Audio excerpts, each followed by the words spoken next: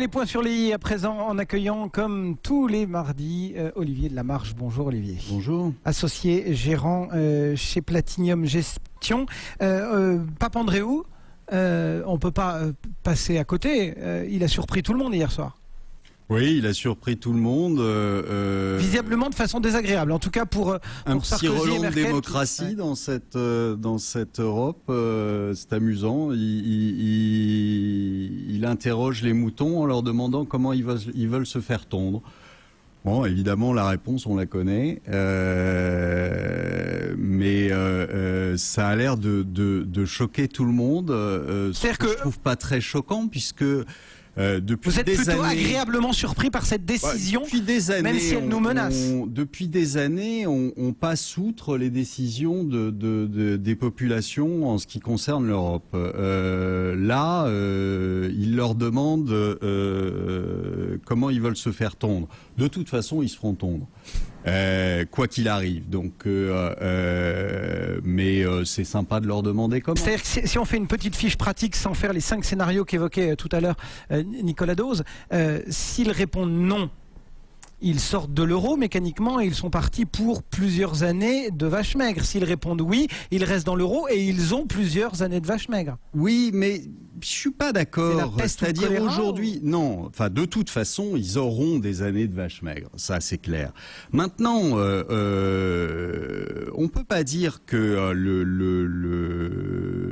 comme j'ai entendu Nicolas Dose ce matin dire qu'une dévaluation ne servirait à rien parce que il n'exporte pas. Mais aujourd'hui, quel est l'intérêt pour vous d'aller à Athènes ou dans les îles grecques en vacances? Aucun. Vous payez même plus cher qu'à Paris aujourd'hui. Donc, quel est l'intérêt? Si vous avez au moins une dévaluation, vous aurez intérêt à y aller. Donc, le tourisme sera relancé. Bon.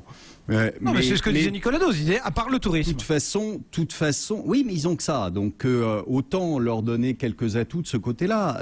De toute façon, il faut pas se faire d'illusions. L'accord qui a été trouvé la semaine dernière c'était n'importe quoi. On part de 250 milliards qu'il y avait dans le fonds. On lui colle un effet de levier de 4 parce que, bien évidemment, on va pas appeler les pays à redonner de l'argent parce qu'à ce moment-là, ils se feraient dégrader dans la foulée.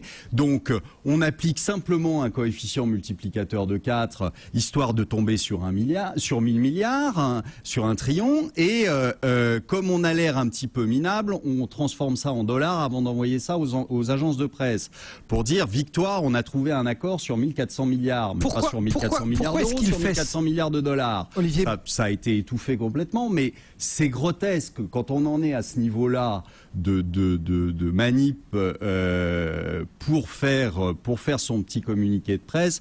C'est grotesque. Et les Grecs, pourquoi est-ce que aujourd'hui Papandréou le fait?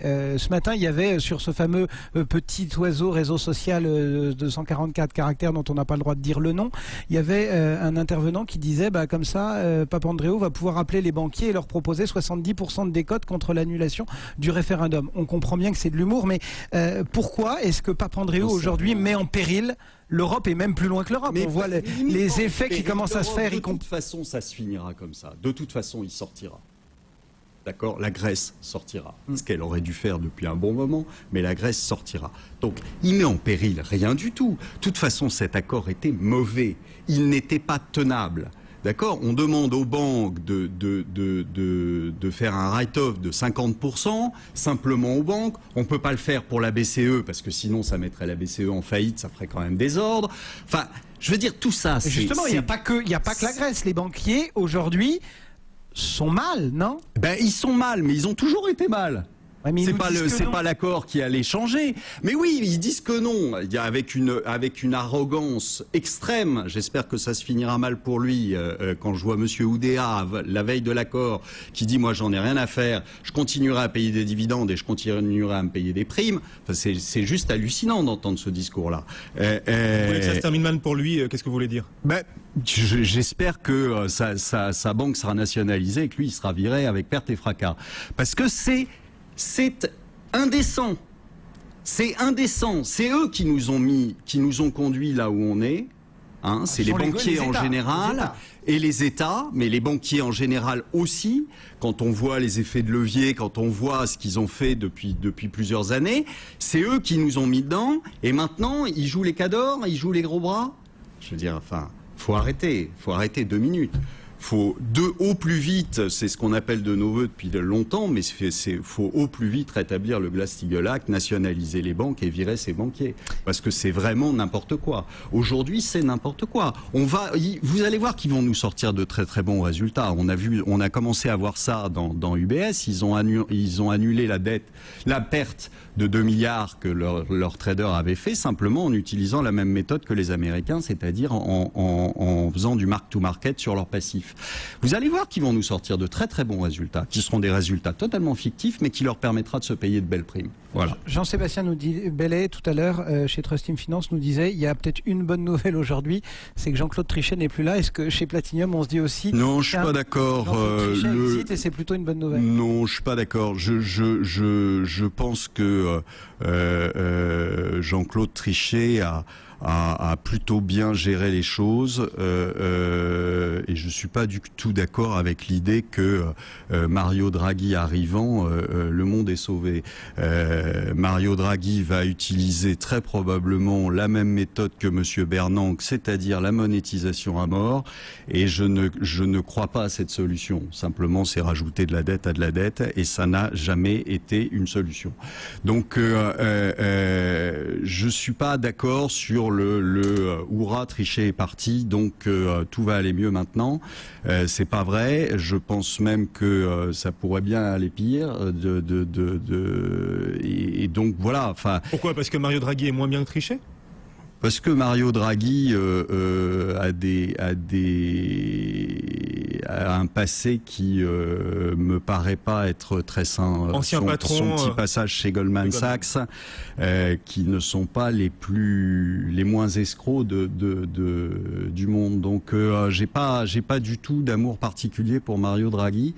J'en avais pas non plus pour Trichet, mais j'en ai pas pour Mario Draghi.